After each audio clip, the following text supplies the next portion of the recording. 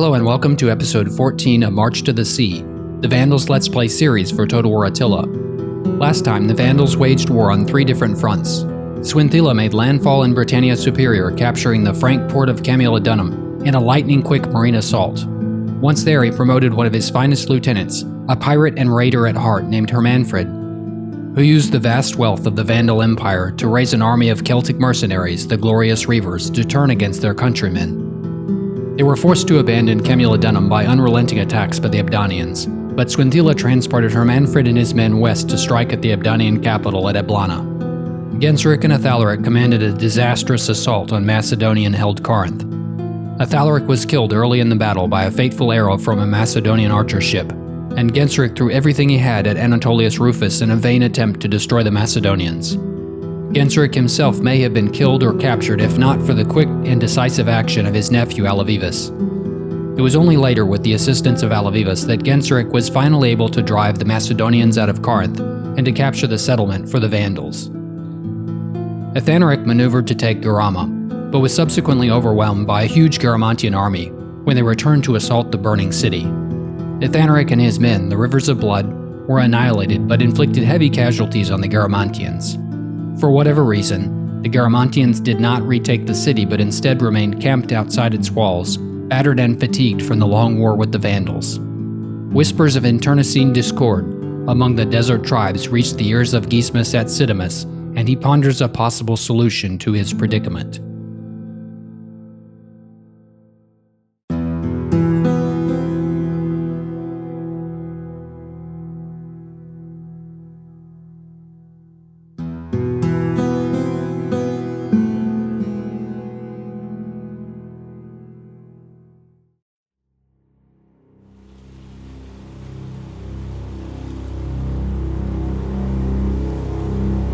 Emotion informs judgment, for without inspiration, courage, or virtue, our decisions and actions are without context.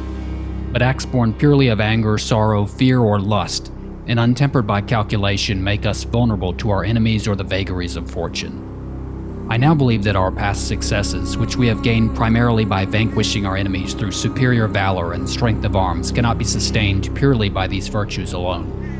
My reckless order to attack Corinth, spurred by Athalaric's unwise counsel, has cost me a legion's worth of soldiers, and has cost Athalaric his life. Athalaric has fared no better in Sahara, overreaching into Garamantian territory with lethal consequences. I need you to open your coffers, brother, and pour out your wealth, that I may turn the tide at the frayed and war-torn edges of our empire at this critical time. I need the grain from the fields, the silver from the mines, the iron swords and shields of our young men, and the prayers from the lips of our priests to impel this military to victory.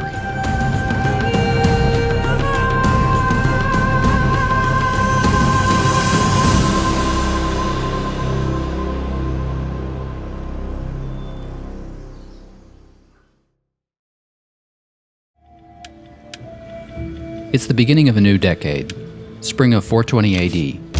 I begin by addressing what is probably the most volatile and dangerous situation, that of Britain.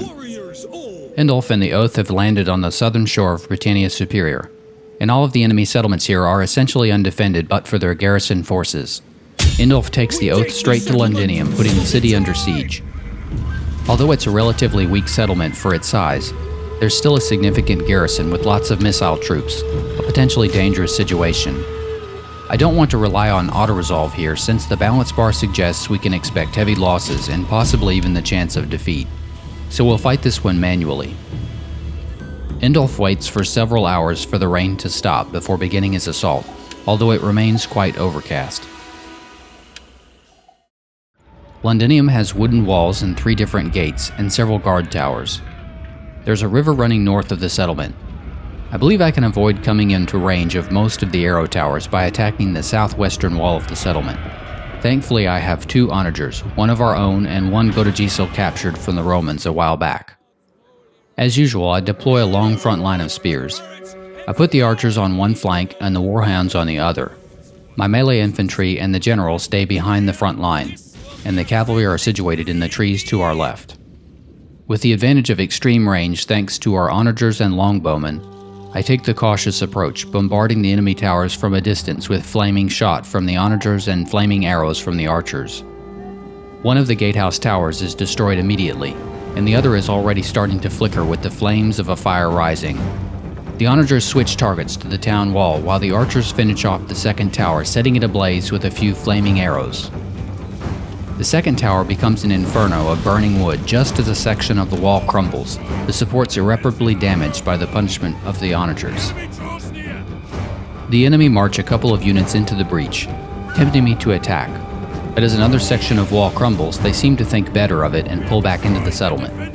The third and final tower on this side of the settlement is now firewood as another section of wall crumbles and the enemy gates are destroyed. My army starts to advance as the archers, who still have plenty of ammunition, continue to rain arrows on the hapless Ebdanian infantry. By the time my infantry have made it to the large breach in the wall, 2 units of enemy spearmen and the enemy skirmisher cavalry have been decimated by the arrows, and the Celtic berserkers have been totally wiped out. There's very little left to seriously threaten my men inside the settlement except for 2 units of Celtic brigands, one of which are sheltering behind a barricade on top of the hill to the right. One unit is quickly destroyed by the Germanic archers while the other is driven back from the barricade. Following this, I move the Germanic horsemen into the settlement to destroy what resistance remains at the breach, and they annihilate a unit of Celtic band before charging uphill at the Celtic bows. As the bowmen begin to waver, the regiment of javelins I drove away from the barricade round the corner and are about to fling their deadly projectiles into my cavalry.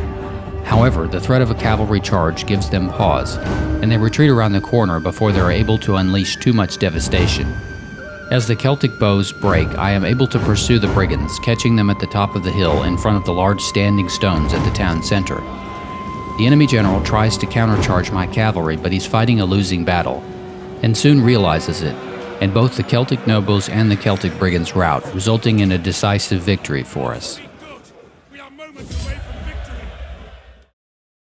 We lost 56 men in the battle of our original 2160, so I'm quite happy with the result overall. Indulf occupies the settlement and executes the Ebdanian governor of Britannia Superior, Kotos. Thirsty for battle. At Eblana, Hermanfried has 2 large Ebdanian forces waiting for him just off the coast of the settlement. He recruits a unit of Germanic crossbows who would be very nice to have on the walls in the event of an attack. And then Swinthila gives up his naval blockade of Saguntium to move back to Eblana and intercept the enemy transports there. They aren't real navies, but even so the balance bar is showing up almost as even odds, even slightly in their favor due to the numbers of enemy troops and their relatively good quality overall. Swinthila, however, has the night battle ability. Given my large number of archer ships, I choose a protective strategy, thinking that my missile superiority will carry me to victory with even fewer losses. Unfortunately, that turns out to be completely wrong. The result of the battle is a close defeat. There were heavy casualties on both sides, with each force losing over half their men. Swinthila and the Sea Steed Masters are forced to flee to the north. After merging the depleted units, I'm left with a stack of about 14 units. There are some good-looking Celtic mercenary ships available, not the least of which are some axe-wielding Celtic berserker marauders. Swinthila recruits 2 assault Liburnians, the Celtic berserker marauders, and another ship of bowmen, and now his fleet is looking fairly strong once again, and able to hopefully repel any counterattack by the Ebdanians that might be coming.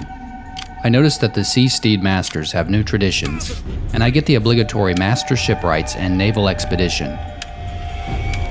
The picked armies are getting quite close, both now in striking range of Bertigala. I think they would have to stop after landing if they were going to assault a non-coastal city. So I move Thorsimund and his small army, the Bloodboars, up to Bertigala, where he continues recruiting some defensive units.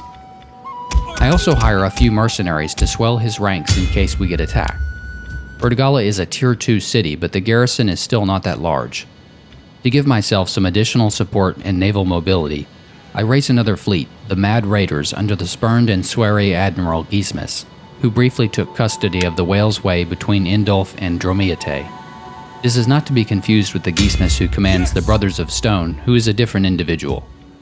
The Mad Raiders start recruiting some cheap marines and I hire tons of mercenary ships. Now Gismus is looking pretty fearsome, so the Picts will have to land if they don't want to risk facing a real navy at sea. South of Gaul, Dromiete takes the Wales Way between Palma and Corrales, still pursuing the Illyrian fleet there. Dromiete has some new skills and I give him ranks in infantry and fleet commander skills. Now I move east toward Macedonia to deal with the situation there. The Macedonians have been weakened in the conflict that has dragged out, and we pushed them back to Thessaly, but Alavivus and the Solitude are a bit depleted as well. Venethoharis tries to sow discord among the enemy by striking down Vesuvius Fronto, the commander of Inyo's destroyers, but he's unsuccessful. There's not much else I can do, having already hired all of the mercenaries in the province previously in order to take care of Corinth. Alavivus, undaunted, moves in to put Thessalonica under siege. With Inyo's destroyers defending and reinforced by a small navy, the Scourge of the Waves, commanded by the Macedonian king, Anatolius Vespasianus, along with a reasonable garrison army and fleet, the balance bar is just about even. I could put the city under siege, but it's going to take 6 turns to build a medium siege tower, so that just isn't a feasible option. Thessalonica, like Corinth, is a coastal city, and we are approaching from the west. Unlike Corinth, Thessalonica is heavily fortified with stone walls and numerous towers. Although the city's population has clearly exceeded its capacity, with clusters of structures sprawling beyond the limits of the southern and western walls. I deploy my spearmen in 2 groups in this battle, with 1 on each flank, the axemen and the range units in the center. My cavalry are off to the right, and the oncoming naval units can be seen in the distance offshore. I need to knock down both of the towers, disrupt the gates, and probably knock at least 1 more hole in the wall to give myself enough breathing room to get into the settlement. My first round of onager shots scores a hit, but there are still several shots that go astray.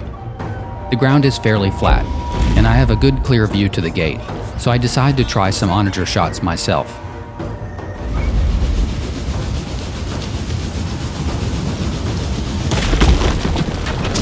The tower has been destroyed!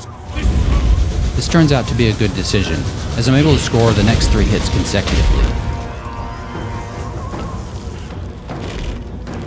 Prepare to fire!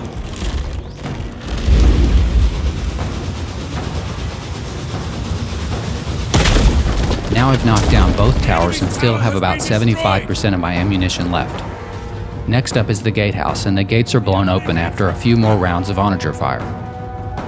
First one section and then another of the wall crumbles under the relentless pounding of the onager shots.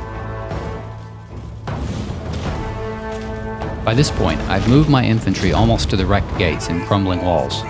The Macedonian fleet are landing outside the city to approach our right-hand flank, so I move my archers up to meet them. The archers come under fire from the artillery ships, so I pull them back. 2 units of Germanic warband engage the enemy spearmen at the first breach on the right, while the spears and another unit of axemen circle around toward the gate in the second breach on the left. The axemen charge through the wrecked gate to meet the enemy spears, and one of the spearmen tried to get in through the other breach, although they're met by a unit of swords. I arrange the other half of my infantry to meet the enemy fleet, protecting their left flank with the settlement wall. Alavivus and a unit of warband mop up a regiment of Macedonian spears they've pinned between their ranks. My other axemen units are faring okay, but the small unit sizes mean they'll eventually be overwhelmed. However, I just need to clear the enemy from 1 entrance in order to get my army inside and let the real destruction begin. The Alani cavalry have been waiting patiently and now get the go-ahead to charge Anatolius Vespasianus' regiment of Marines who've committed to assault my spearmen. The spearmen don't bear the assault very well, and 1 unit has already broken. I take 2 axe units from the defense force outside the city to join the assault on the gate, while Alavivus restores discipline among the wavering men at the breach, reorganizing their lines and renewing the attack. With my Morris Lancers tearing through a unit of naval bowmen, and the Alani cavalry thoroughly trampling Anatolius Vespasianus and his men, I shift my archers' fire to the cluster of Macedonian units at the gate, arrows arcing over the wall to strike the enemy spearmen. The Alani cavalry next launch into Gaius Aquila, who commands the garrison fleet, and his unit is also quickly destroyed. The men are running! The fight has stagnated. Even though heavy damage has been done on both sides, neither the Vandals nor Macedonians are willing to back down, knowing that the victory or defeat hinges on the tug-of-war at the breaches in the wall. However, the balance is about to shift as the remainder of my infantry are free to reinforce their comrades. Also, Alavivus is now breaking the spearmen at the right-hand breach. The Macedonians, sensing the weakness in their line of defense, deploy scout equites and pikes to the breach to counter my infantry there, and still more Macedonian swordsmen join the fight at the left-hand breach.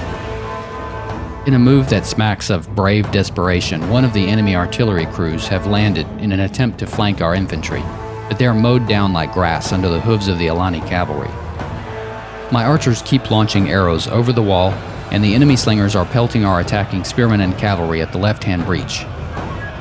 In the chaos, however, the Moorish lancers slip into a gap left by the Preventores at the left-hand breach, and at first I think we've managed to squeeze them inside the city. But unfortunately, the Preventores are too well disciplined to let the majority of the cavalry through, closing ranks and hacking down most of the Moors and their horses.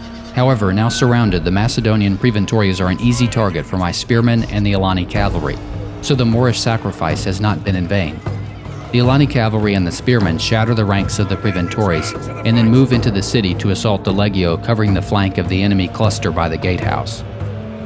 There's now an opening for any of my men to get into the settlement, and another unit of Alani horsemen move through the left-hand breach, briefly scaring away the slingers who shrink toward the relative protection of the northern gatehouse. With the enemy flank now under assault by spearmen and 2 units of cavalry, and the scout equites routing at the right-hand breach, the enemy resistance is collapsing. The other artillery crew rear charges my units assaulting the right-hand breach, and if this were any other unit this would be a threat, but it's mostly comical in this case, and the artillery crew aren't able to keep up their brave charge for long before they're decimated and driven away. Several units are now in a panic, falling back from the carnage at the gate and the right-hand breach, including Lucius Fronto's regiment, the captain of the town garrison. The brave little artillery crew renew their attack for just a moment until the full rout sets in at the breach, and now the defenses are just down to a unit of spearmen and a unit of pikes. Both are quickly overrun, and even the enemy slingers and the onager crew far in the distance are in a panic. There's only one thing left to accomplish here before the city is truly ours, and that is to find and kill the man who orchestrated the whole defense, Vesuvius Fronto, the general in command of Ennio's destroyers.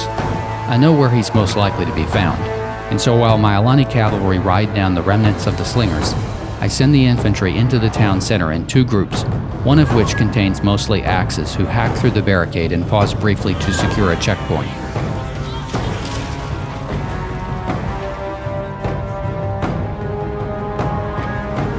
Alavivus reaches the central city plaza, and sure enough, there is Vesuvius Fronto defending the victory point.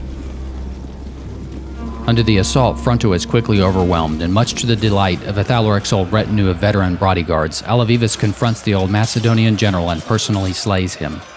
With cheers and deafening applause, Alavivus is lifted onto the shoulders of his men who proclaim him Alavivus the Great, conqueror of Macedonia.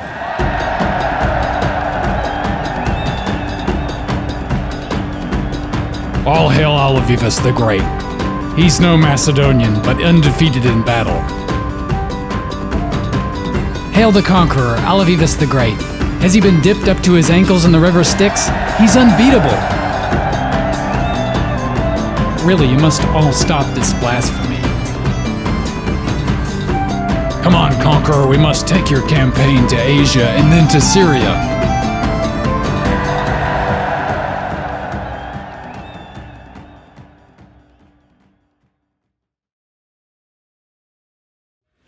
It was a bloody fight, and we lost 800 men, but ultimately it was a close victory. The Macedonians are almost completely annihilated. Of the original 2354 men deployed on the Macedonian side, nearly all of them were killed or captured. Amazingly, one of the few men who escaped was the Macedonian king Anatolius Vespasianus, who somehow reached his ship and fled with the crew into the Aegean Sea. Rather than pursue the ruined king, the conquering Alavivus repairs the damage done to Thessalonica, and at the same time I start tearing down the rally field at Corinth. Genseric is still rebuilding his fleet at the military wharf at Syracuse, this turn adding some heavy marauders and Greek fire ships to the queue. Next turn I'll plan on hiring some more archers for the Larchan prows. Now we turn our gaze to the Sahara Desert, where Dismas commands a small defensive force at Sidimus. I don't have the capability to really bolster their ranks significantly with Germanic troops, but there are plenty of desert bandits, tribesmen, Roman defectors, and other mercenaries willing to fight for anyone who pays them in silver. And with the gemstone mine at Dimity remaining under our control, Dismas does have access to substantial monetary resources. He force marches the Brothers of Stone from Sidimus to Gurama, where he's greeted by Athanaric's desiccated husk of a corpse dangling from the gate of the ruined city, bodies in various states of decay strewn about the walls haphazardly, obviously the site of a recent battle. I reinforced the Brotherhood of Stone with some desert legionary defectors and desert raiders bought from the mercenary pool, making the army now much more balanced. Also, since if attacked we'd be defending, I want some more ranged units, purchasing some mercenary desert bowmen and hurlers. I can't attack this turn, but with Epidemic's pride now suffering attrition in the desert, and on the verge of dissipating like sand if struck by anything more forceful than a gentle breeze, Isthmus sees the situation as being in our favor, but would like to avoid further pointless bloodshed. He dispatches the charismatic Scarilo with the message for the Garamantian commander Adeqetali. I owe this success to my ancestors.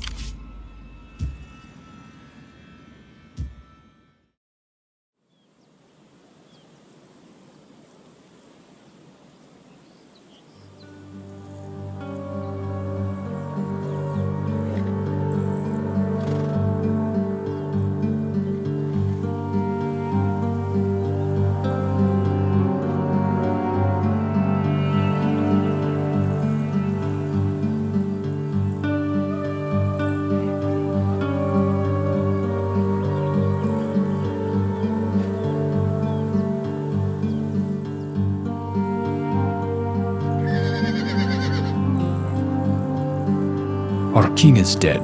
Our home is lost. When I gaze across the desert sands, I do not even see a mirage of hope.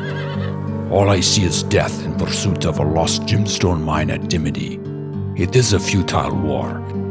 Even if I was able to kill that ugly barbarian general, there are thousands more where he came from. I accepted their priestess with hospitality as an emissary of a peace offering. She has advised me of uninhabited Roman ruins along the coast to the east. We shall go there and begin a new colony. It would be no worse than camping here in the desert. She also suggests to me that their king, who I am told is a reasonable man not unlike myself, would be willing to share the treasure at Dimity as part of a trade agreement in time. Tigfani and his sons of Mara will not join us. I have gathered you loyal men here with me because I know you will listen to reason. We will rendezvous with a few of our Gaetulian brothers in the west and form our own coalition before striking out to scatter what remains of Tigfani's forces. From there we will travel east to our new home. Any man who does not wish to join me is free to choose death with the sons of Marem, but make no mistake, death is all you will find with them.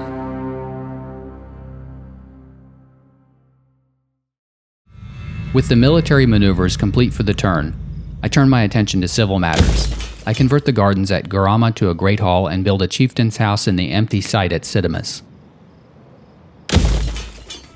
I have the wealth to upgrade all of the agricultural buildings to Tier 4 at Mauritania, my most prolific agricultural province, but not the infrastructure to manage the squalor, so I wind up just upgrading the irrigated fields at Tingis and the livestock pens at Caesarea. Similarly, at Hadrumetum, I'm able to afford the upgrade to Tier 4 cattle pens. We've also got squalor problems in Galicia at Brigantium, so I upgrade the sanitation structure at Asturica. In Britannia Superior, I start moving Friedabal north toward Lindum, but on the way I spot an Ebdanian hero to the west. On the diplomatic panel, I'm able to secure trade with the Markomans, which is profitable for both of our factions. Again, I search the other factions for any suitable brides for my young generals who are just now coming of age, but again, there aren't any available. To offset the cost of my huge mercenary armies I've accrued, I institute the almsgiving edict in several of my provinces that gives a bonus to public order and tax rate. I reinstitute taxation in the province of Sahara, and with the last remaining 2,000 in wealth, I upgrade the goat herd at Caesar Augusta in Tarraconensis to Tier 3. After all of this, I finally declare an end to the longest turn in the campaign so far. 2 Ebdanian armies and a fleet close in on Eblana, but so far none have attacked. 3 Ebdanian heroes have now moved into Britannia Superior. Of the 2 picked armies moving off the coast of Gaul, the smaller sails further west to the coast of Iberia, while the larger moves on to land in the northern part of Burdigala, just west of There is a Saxon-held time when Tirana. warriors must sheathe The sword Caledonians and offer talk peace. for the good The of their Genseric will have people. none of it, agreeing to spare the Caledonian people only if Kyrillos' head is presented to him on a spike, Us, and their king we submits should to serve Vandal you rule. as your tethered goats, your dogs, your slaves. Your head injury goes unhealed then.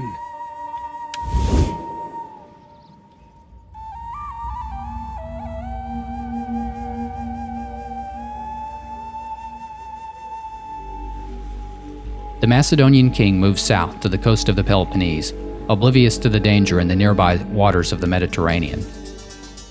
Interestingly, Britain offers us a peace treaty and a reasonable sum of money to go along with it. I have enough enemies in Britain for now, so I agree to the proposition, knowing that I can always take their money and come back later to conquer them.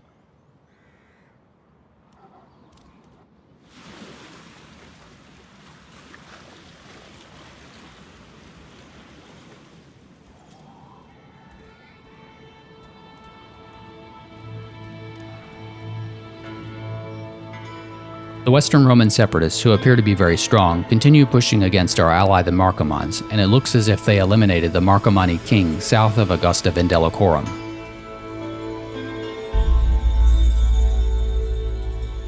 A new faction has arisen in the Sahara Desert, the African separatists, and they fall upon our Garamantian foes, driving both of the Garamantian armies away from Garama. The Ebdanian hero I glimpsed last turn has had a successful assault attempt against Friedebald, wounding him, while the Macedonian priest at Thessalonica has had a successful deceive attempt against Venethaharis.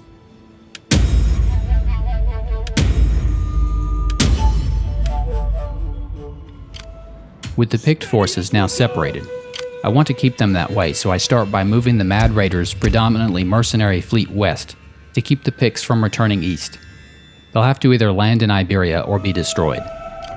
At the same time, I move Argemund and the Carian Crows west from Avaricum to intercept the larger picked army should they move that way. They should be impeded by the river and the Saxons at Tyrannum to the east. I disband Thorsimund's mercenaries from the Bloodboars and start recruiting a few more routine defensive troops. In the Sahara Desert, with the Garamantians weakened and exhausted, they can neither run nor fight when pursued by Gismus, and they are completely slaughtered by the Brothers of Stone, eliminating the faction.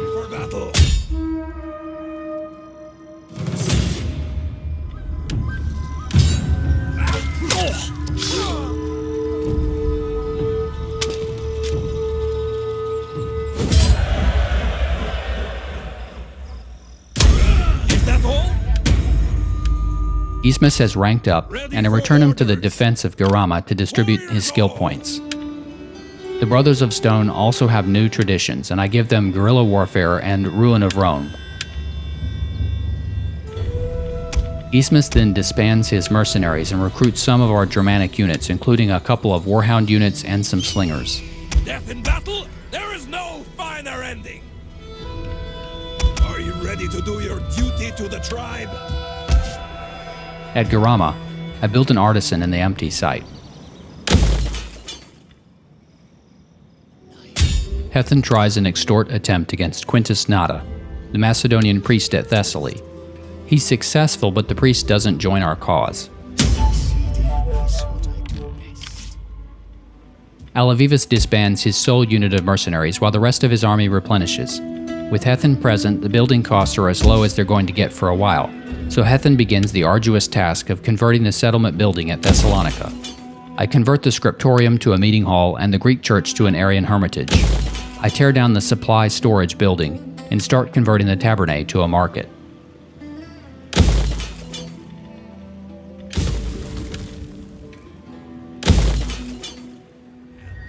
Genseric cancels his ship recruitments for this turn in order to pursue the Macedonian king, nearly catching up to him. Similarly, the Wales Way keep after the Illyrian fleet at Aqua Sextii, attempting to corner them. In Britain, Everic has increased in rank, gaining levels in personal combat and intimidation skills. He assaults the Ebdanian agent Asuios, who wounded Friedebald, and Everic successfully wounds him in return. The Lord requires. The Sea Steed Masters again attack the Blades Runners, the large Ebdanian army at Eblana, forcing them to retreat in their transports. Similarly, the wave cutters, the Ebdanian fleet, and the fists of the forest, the smaller Ebdanian army, flee before Swinthila's navy. How can I help? With the Ebdanians somewhat in disarray and the larger army now separated, I decide to send Hermanfried and his glorious reavers after the two smaller forces to see if I can strike a mortal wound to the Ebdanian armies. The balance bar is mildly in my favor, but I think I'd have a stronger upper hand in a manually fought battle, since I might be able to strike down the weak land army before the navy could arrive.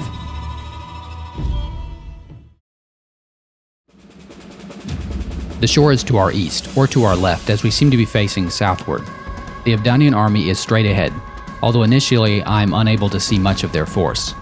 The terrain further inland is quite hilly, almost mountainous, with a small peak to the southwest that's probably just outside of the playable area. I put the cavalry on the left-hand side near the shore to ensure the Ebdanian army and the navy do not unite, and because disembarking units are fairly weak to cavalry charges.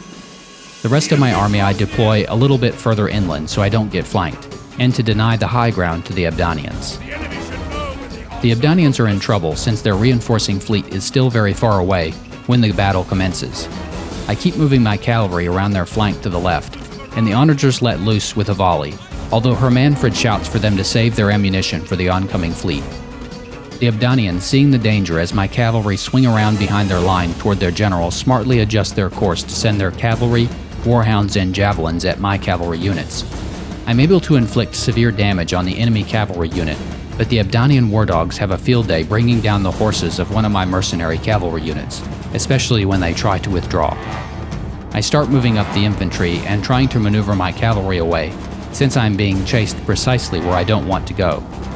The enemy seemed to have more cavalry than I realized, but I managed to get the remaining 4 of my cavalry units back to the left flank of my main force.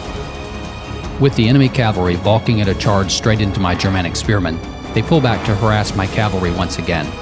They engage one of my cavalry units, and although we seem to be winning initially, it's actually our cavalry unit who breaks rather than the enemy. The Ebdanians are still maneuvering circles around my infantry as their fleet gets closer, but they probably won't be able to keep this up forever. Eventually, one of their units of skirmish cavalry get caught by my spearmen, a fatal mistake for their unit. There's finally a head-on confrontation as their infantry initially surround one of my spear units and then both infantry lines collide.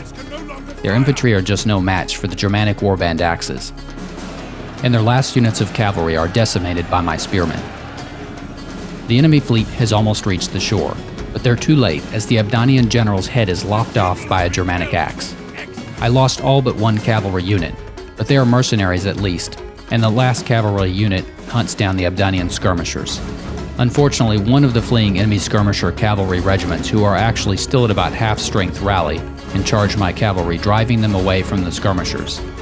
My unit of spearmen finally shatter the enemy cavalry, which leaves my few remaining cavalry free to charge the Ebdanian javelins. Both units wind up shattered, leaving only the Ebdanian onager and a unit of bowmen unaccounted for. By this time, the landing enemy fleet have come in range of my onagers, and it's an absolute slaughter. Seemingly every volley sinks an enemy ship, and pretty soon the shore is awash in burning and smoking wreckage of sinking ships and the charred and drowned bodies of dead men. Of the entire enemy fleet, only 3 units managed to land, and they're each destroyed by my mercenary javelins as they unload from the smoking hulls of their transport ships. In a laudable but desperate attempt to save their shipborne comrades, the unit of Ebdanian bowmen charge one of my onager crews in hand-to-hand combat. But it's a futile effort as the remaining enemy ships are sunk and the infantry on the land break and flee.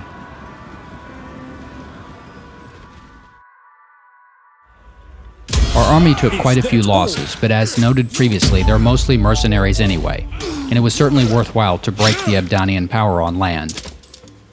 The land army is obliterated, and a scant few of the troop transports escape by sea. Hermanfried returns to Eblana and disbands some of the more damaged units.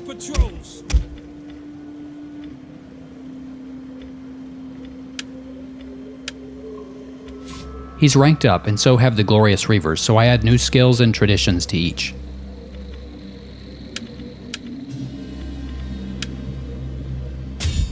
Swinthila and the Sea Steed Masters pursue and then eliminate the last few remaining men of the Blades Runners, and now 2 of the 3 Ebdanian forces approaching Eblana have been dealt with.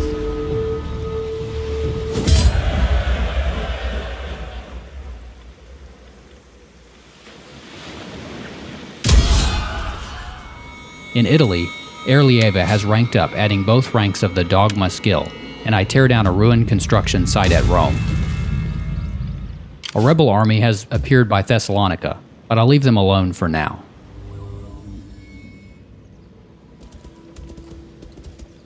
During the intern phase, another Ebdanian hero assaults Everic, but proves to be no match for him, as it is the Ebdanian who's injured in the fight.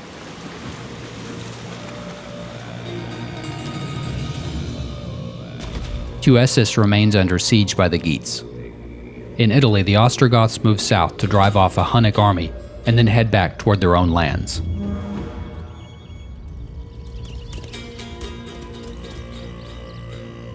The Franks offer us peace, which I reject, wanting to drive them completely from Britain before I entertain any arrangements with them.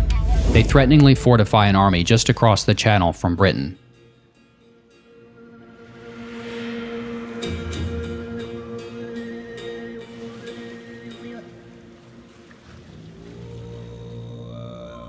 The Macedonian king sails north past Genseric, but his days are numbered.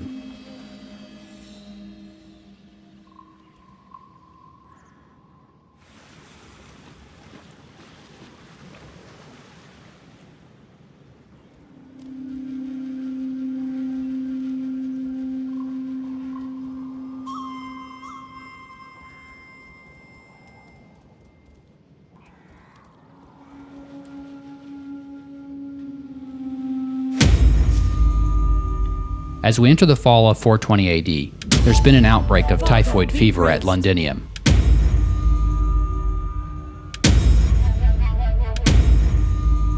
Genseric uses some of his influence on behalf of Indulf, but not Hermanfried, to secure political office, while Gunderic secures the loyalty of Arjamund in a language he understands: money.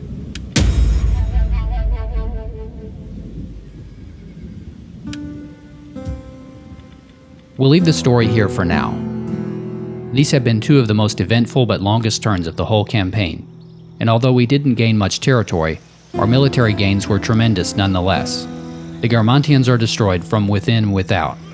The Picts are now in serious trouble with their forces divided between Iberia, Gaul, and their homeland in Tuesis, coming under pressure from both us and the Geats, while the Ebdanian power in Britain has been all but shattered.